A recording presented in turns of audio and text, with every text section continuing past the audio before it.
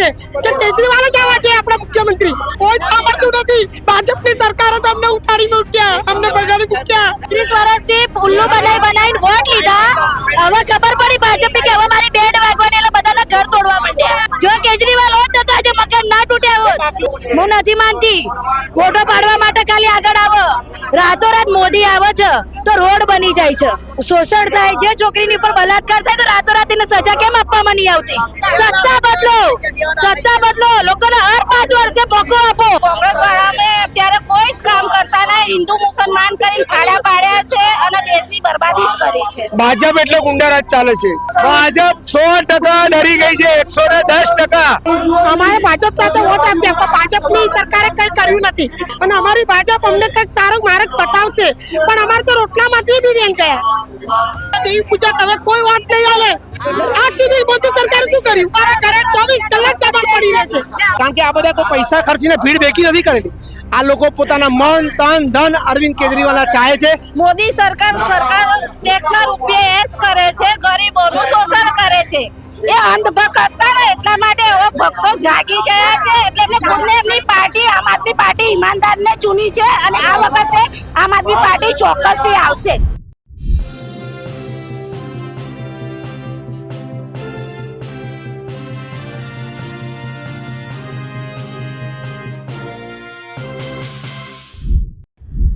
દિલ્હીના પૂર્વ મુખ્યમંત્રી અને આમ આદમી પાર્ટીના રાષ્ટ્રીય સંયોજક અરવિંદ કેજરીવાલ ગુજરાતના પ્રવાસે છે.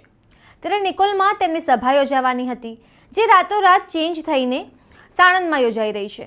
ત્યારે જાણીએ લોકો પાસેથી કે તેઓ આ સભામાં શા માટે આવ્યા છે, કેજરીવાલ પાસેથી શું આશાઓ છે અને સભા કયા પ્રકારે ચાલી. નમસ્કાર, હું છું ચંદ્રિકા પુત્રી નિરાલી. અમારા સાબરમતીમાં એટલું જ ગુંડારાજ જે અમારા ભાજપ એટલે ગુંડારાજ ચાલે છે. ભાજપ એટલે ગુંડારાજ. પેલી વાત તો એ નહીં, ભાજપ એટલે ગુંડારાજ, બરાબર. અને ત્યાંના જે મોટા મોટા માથા છે ને એ અમારા જે પેલા કચરા બચ્ચરા ને શું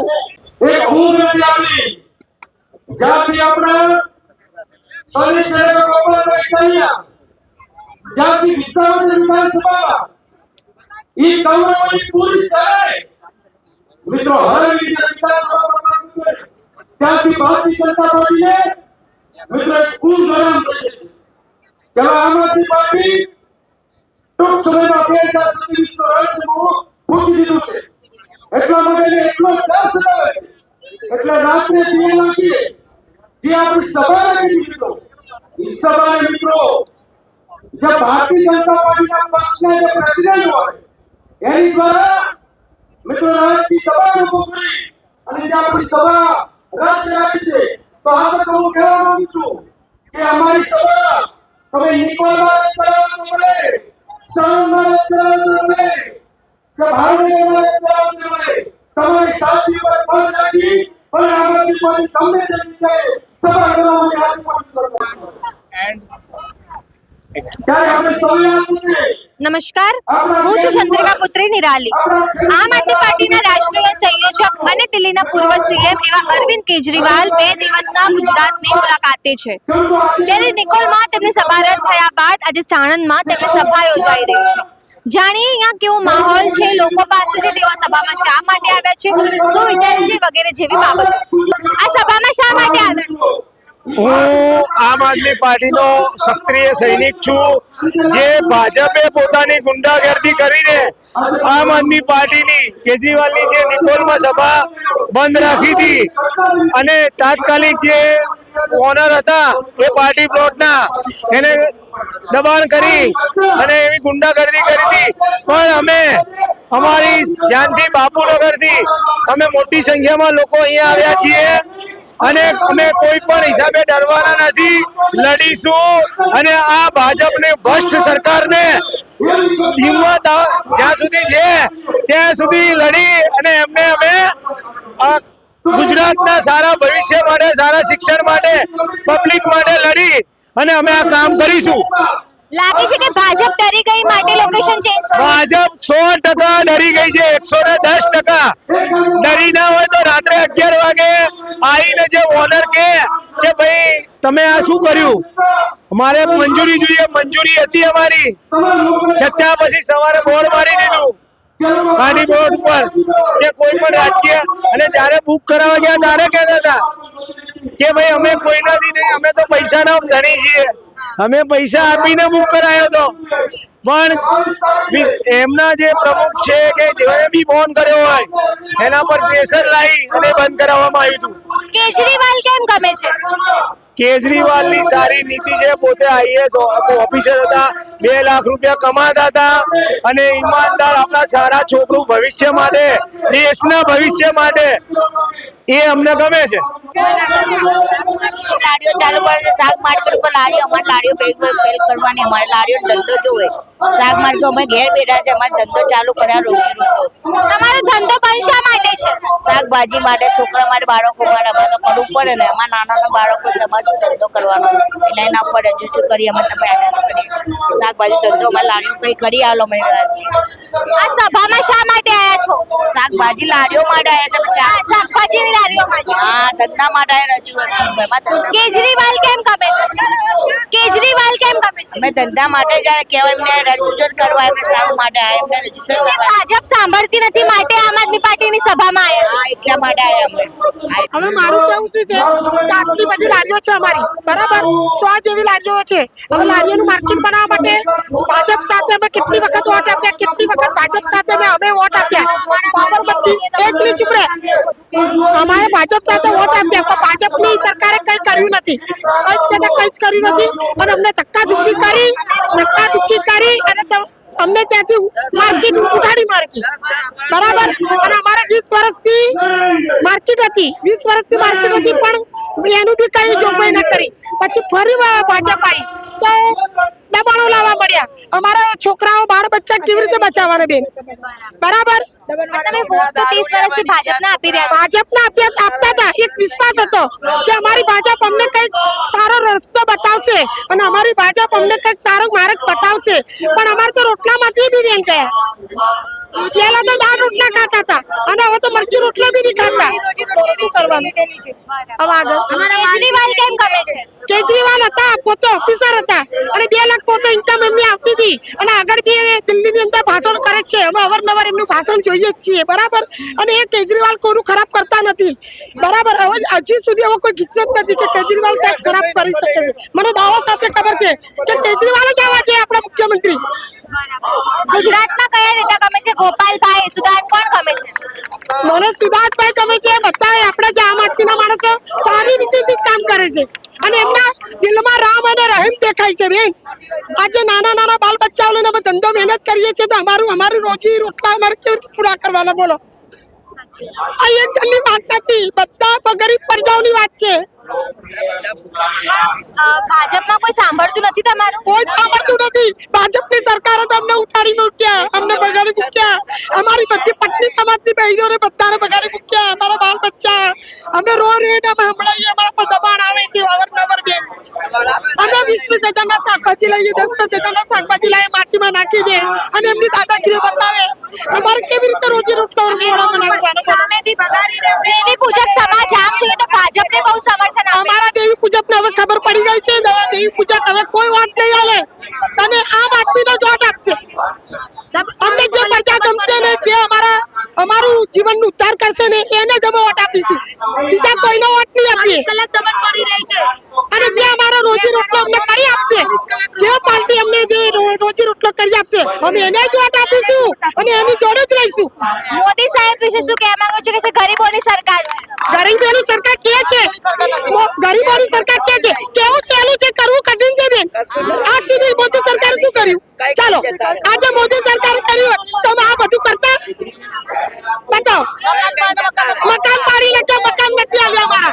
અમારા કેટલા 100 મકાનો પાડી નાખ્યા છે. 100 થી 200 માણસો અહીંયા બેઠા છે. 200 મકાનો પડી રહ્યા છે. શું કરીએ? કોને કહેવા જઈએ?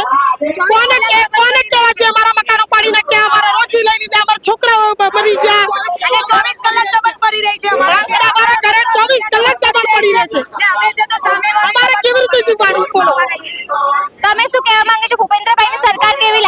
ભૂપેન્દ્રભાઈની સરકાર હવે અમને અમારું વેચવાનું આપે, અમને ધંધા પાણી સારી રીતે કરવા આપે તો અમે ભૂપેન્દ્રભાઈની સરકાર ઉપર જ ચાલશું. અમે મોદીને વોટ નથી આપવાના, બરાબર. અમારે અમારું વેચવાની જગ્યા તને નહીં બોલતા આવડતું.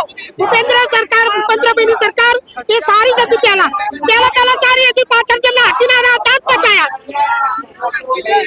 પહેલા ભૂપેન્દ્ર સરકાર આપણે રૂપાણીભાઈ આયા, પછી ભૂપેન્દ્રભાઈ આયા, પછી મોદી સાહેબ આયા. પહેલા સારું કામ કર્યું અને પછી હાથીના દાંત બતાયા. એટલે અમારે કોને જવાનું, બરાબર? એટલે અમારે તો અમારો રોજીનો હક લેવાનો છે બેન. અમારી એક જ માંગણી કે અમારે ગમે તે માર્કેટ સ્થાપિત કરી આપણે. બસ અમારી લેડીઝો બધી આજ કહેવાય. અમારા બાલ બચ્ચા જીવડાવે એ અમારા માટે ભગવાન ને અમે એમના માટે ભગવાન બનીશું. કેજરીવાલ કેમ ગમે છે?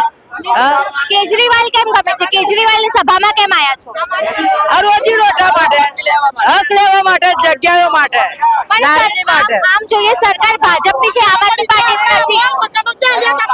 મકાનો નથી આલ્યા, કશું નથી આલ્યું ને ધંધો બી છીનવી લીધો. કોઈ જાતનો અમને સહકાર નથી. 30 વર્ષથી વોટ તો પણ તમે ભાજપને આપો છો ને, સાંભળતા નથી એ લોકો. કોઈ સાંભળતું જ નથી અમારું.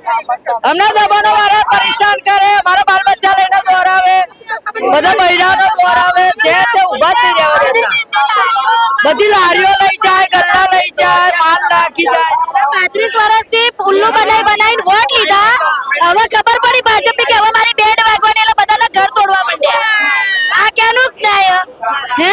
35 વર્ષથી વોટ લેતા હતા ત્યારે નથી ખબર કે સરકારી જમીન, 35 વર્ષથી વોટ લેતા હતા ત્યારે નથી ખબર સરકારી જમીન અચાનક ક્યાંથી આવી ગઈ? તમને ખબર હે નાના બાર બચ્ચા અને જે પ્રાઇવેટ નોકરીઓ કરવા વાળા, વાસણ ધોવા વાળા, એની શું પરિસ્થિતિ છે?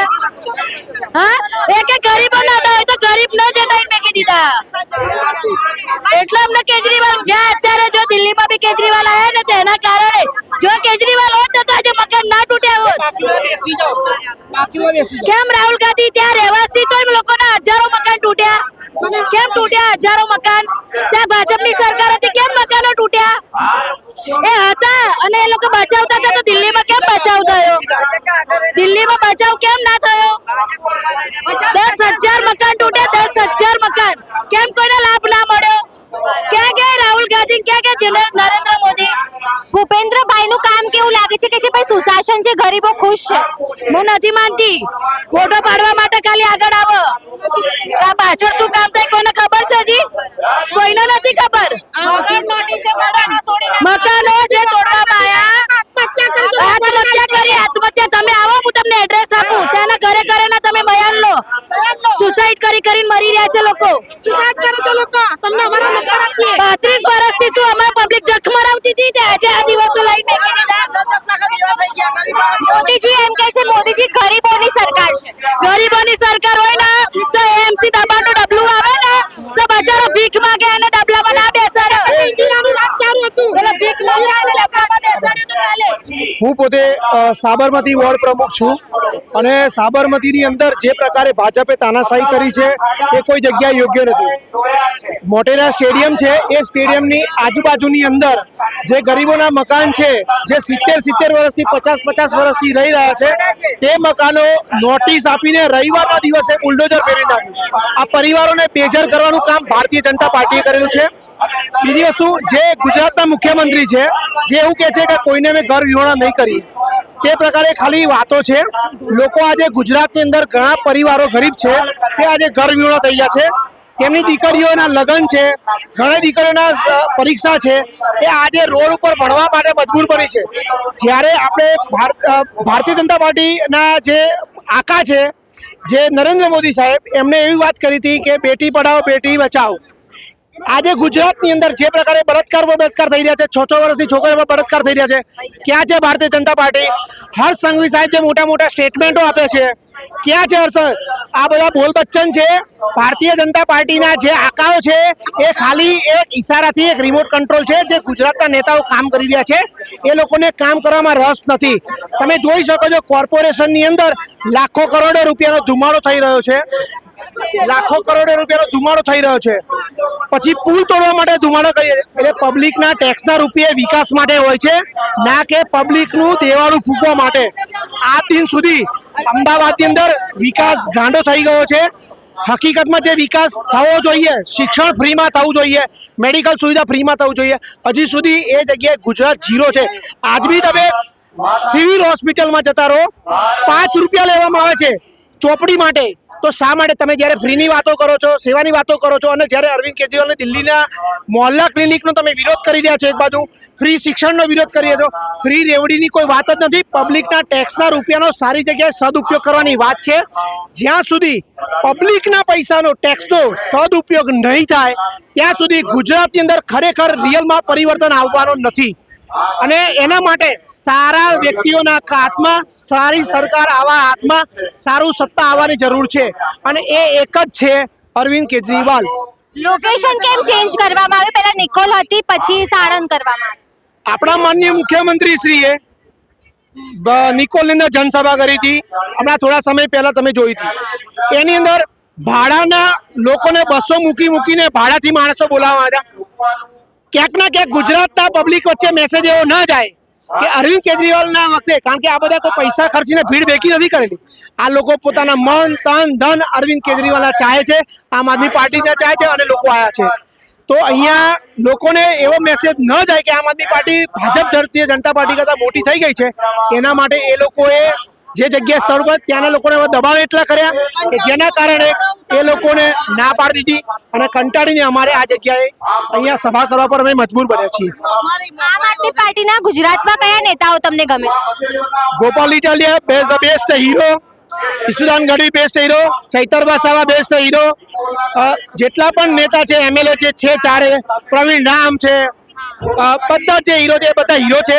અને એ બધા સોનાથી મઢીએ ને તો પણ ઓછું પડે એટલા રિયલ હીરો છે. અને આ રિયલ હીરોને જે દિવસે મોકો મળશે એ દિવસે ભારતીય જનતા પાર્ટીના આખા સુપડા સાફ થઈ જશે. અને પબ્લિકે મન બનાવી લીધું છે. આગામી સમયની અંદર પબ્લિકને મોકો મળશે. આગામી ઇલેક્શન કોર્પોરેશન આવી રહ્યા છે, દૂધનું દૂધ અને પાણીનું પાણી થઈ જવાનું છે. સાબરમતી આપણા અમદાવાદ શહેર પ્રમુખ છે, આમનું બાઈટ એક સેકન્ડ, તમે એક પૂછો. શું કહેવા માંગો છો? આ સભામાં કેમ આવ્યા છો?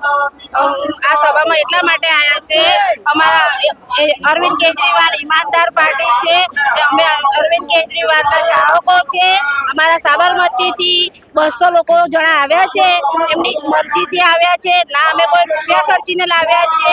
એમના હક માટે અને ઈમાનદાર પાર્ટીને ચાહે છે એ માટે જ આવ્યા છે. પણ મોદી સરકારમાં શું ખામી છે?